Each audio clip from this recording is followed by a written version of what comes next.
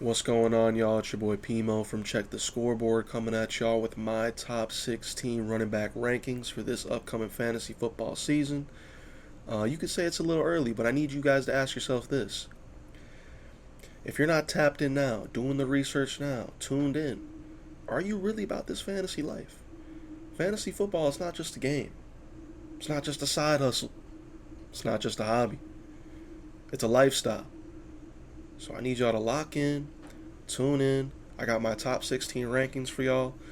Of course, we will update this as the season gets closer. OTAs, more information. But until then, I'm going to give you all the top 16, and we'll go from there. Let's get right into it. Coming in at number 1, man, we already know who it is. CMC of the 49ers. He's going into year 3 of this offense. The 49ers are going to make another Super Bowl push. CMC will be a large part of that. He averaged 24.5 points per game last season, over 2,000 total purpose yards, 21 touchdowns. There's not much that needs to be said in order for me to convince you on CMC. Look for him to duplicate or even surpass this last season. Coming in at number 2, we got Breece Hall, the New York Jets. Some could argue Bijan at this spot, but me personally, I like Breece a little bit better. 1 year removed from that ACL injury. We've seen what he was doing towards the back half of the season once he was a little bit more healthy. And he was doing this all with bums at quarterback, Zach Wilson, Tim Boyle, Trevor Siemian. So imagine what a full season of Aaron Rodgers can do for Breece Hall's value this upcoming season. They also drafted an offensive tackle in the first round, so that's an O-line upgrade. They did bring in a 4th-round running back. They also brought in Tariq Cohen, but that doesn't really worry me too much. This is Breece Hall's backfield, and look for him to challenge CMC for that number 1 spot this year. Coming in at number 3, we got Bijan Robinson of the Atlanta Falcons. Had a pretty decent year last year. Maybe not for the expectations set for him. Maybe not for where he was taken in fantasy drafts, but decent nonetheless. And to be honest, it wasn't all his fault. He had guys like Arthur Smith at head coach. He had guys like Desmond Ridder at quarterback. Both bums, both gone. His shackles are released. We got Kirk Cousins stepping in. Should uplift this offense to another level. I believe in Bijan's talent, and I also believe he could finish as the number 1 overall running back in fantasy. So this year, don't be afraid to draft Bijan Robinson. Coming in at number 4, we have Jonathan Taylor of the Indianapolis Colts. Another one of these guys that's 1 year removed from injury, his injury being the ankle injury that sidelined him for the first 4 weeks of the season last year. Took him a few games to get ramped up, but when we seen him ramped up, he was feasting, averaging 21 touches per game and 100 yards per game over the last 8 games of the season. It's Jonathan Taylor, guys. He was the number 1 overall pick 2 years ago in fantasy. He's got Anthony Richardson coming back. He's got absolutely no competition in the backfield. We could see workhorse numbers from Jonathan Taylor this year, and also a number 1 overall running back finish this year for JT. Don't be surprised. Coming in at number 5, we got Jahmyr Gibbs of the Detroit Lions. Had an excellent rookie campaign, averaging 16 points per game, 11 total touchdowns, and he did all of this while splitting the backfield with David Montgomery. I could see the Lions leaning on Jahmyr Gibbs a lot more in year 2. So if you're telling me you're going to give Jahmyr Gibbs more touches in this elite Detroit offense, sign me up and take me home. At number 6, we have the newest member of the Philadelphia Eagles, Saquon Barkley.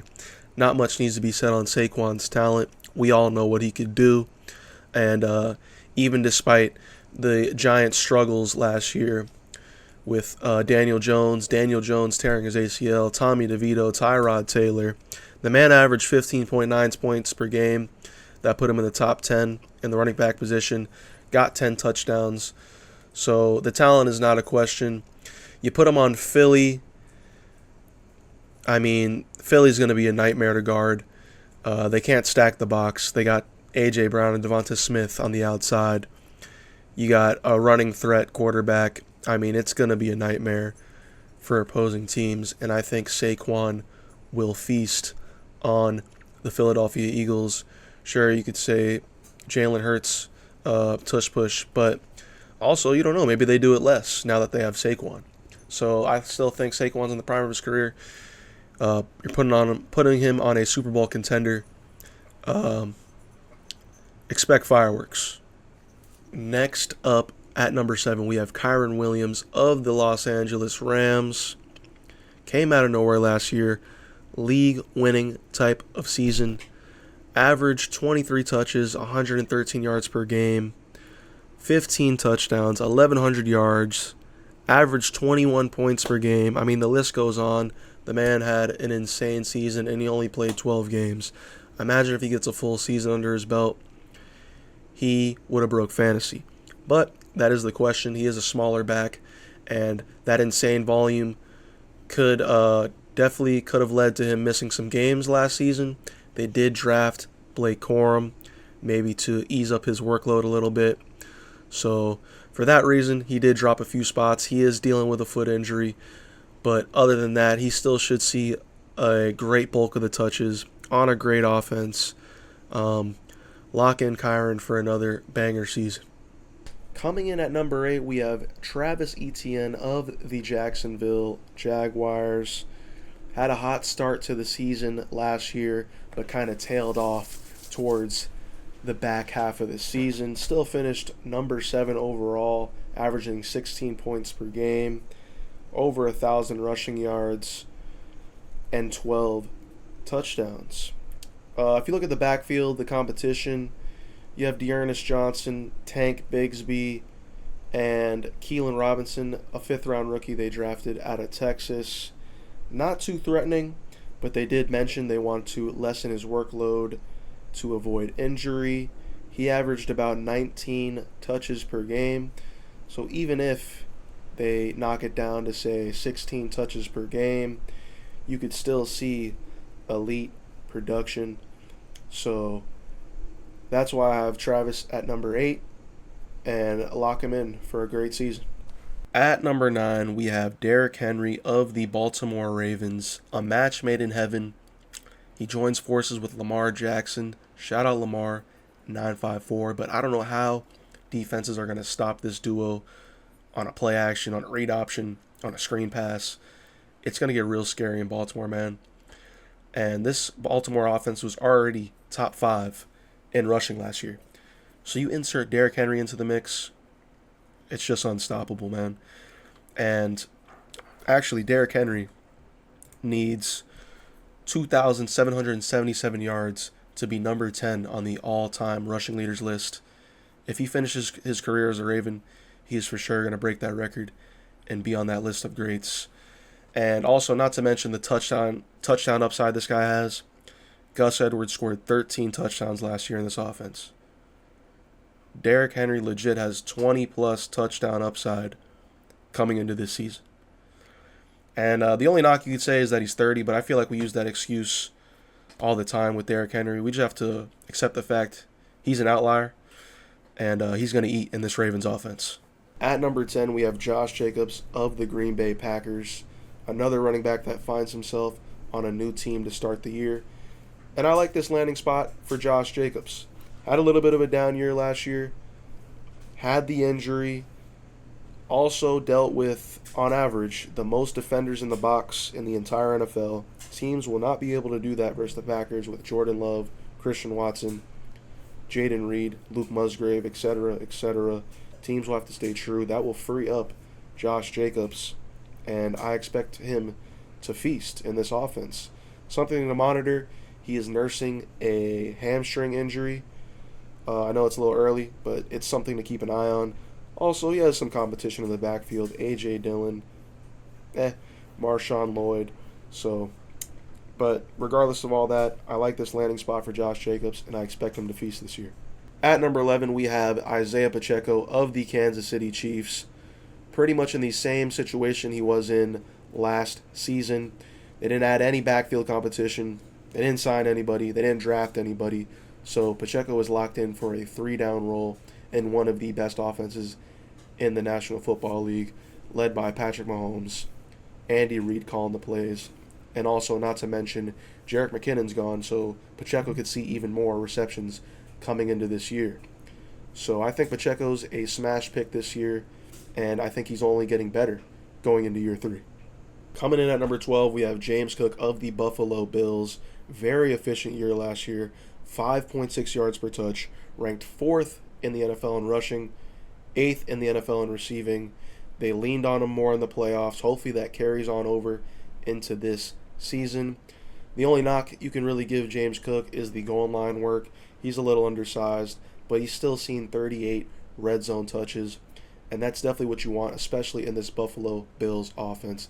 He does see a little bit of competition in the backfield in Ray Davis and Ty Johnson, but James Cook should be a very solid option in fantasy this year. At number 13, we have Rachaad White of the Tampa Bay Buccaneers, volume king. He ranked 2nd in the league in carries and 4th in the league in receptions.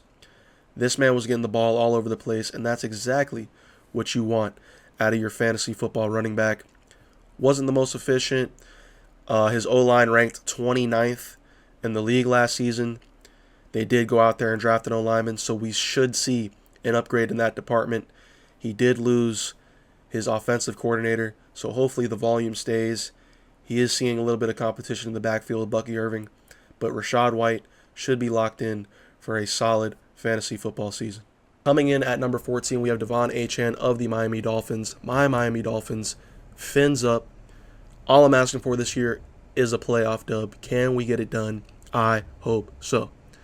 Anyways, Devon Achane, efficiency through the roof last year, 7.7 yards per touch in a high-end offense, has top-end speed. He absolutely has the tools to be a top fantasy running back this upcoming season. Now, with that being said, there are some concerns. Can he maintain that efficiency over a full season? He is a little bit of a smaller guy.